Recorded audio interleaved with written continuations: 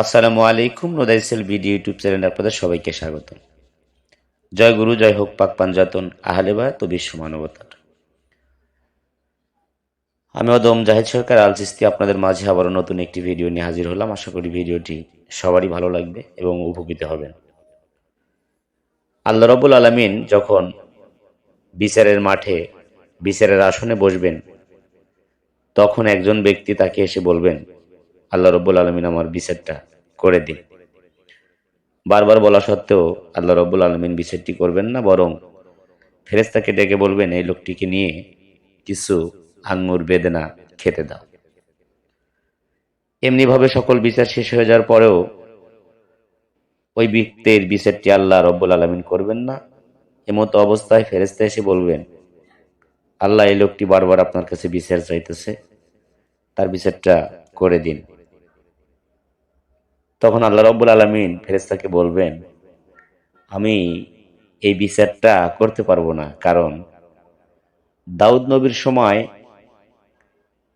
দাউদ নবীর স্ত্রী ছিলেন ৯৯ জন। তারপরেও দাউদ নবী একজন রমণীকে দেখে পাগল হয়ে যান, এবং সেই রমণীর স্বামীকে ছিলেন আউলিয়া। এই আউলিয়ার বিচার আল্লাহ রাব্বুল আলামিন করবেন না, কারণ আউলিয়া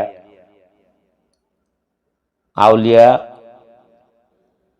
স্ত্রীকে যখন দেখে দাউদ নবী পাগল হলেন, তখন আউলিয়াকে দাউদ নবী সেনাপতি বানালেন, তাকে যুদ্ধে পাঠালেন, তাকে হত্যা করলেন এবং তারপরে সেই রমণীকে বিবাহ করলেন। আর আল্লাহ রাব্বুল আলামিন দাউদ নবীকে মাফ করে দিয়েছেন, কারণ সকল নবী নিষ্পাপ বা মাসুম।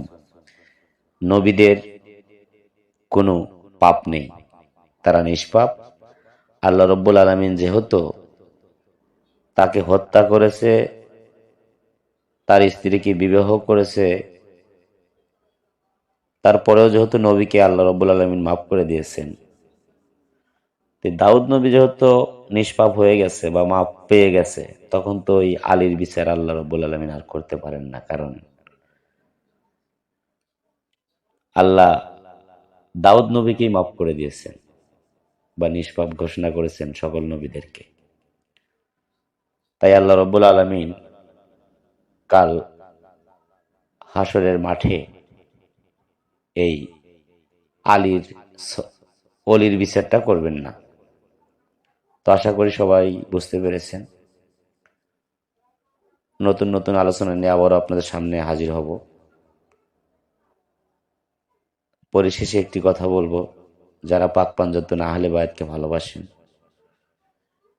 অবশ্যই চ্যানেলটি সাবস্ক্রাইব করবেন এবং বেশি বেশি করে শেয়ার করবেন, যাতে পাক পাঞ্জাতন আহলে বায়াতের কথাগুলো পুরো বিশ্বের আনাচে কানাচে পৌঁছে যায়।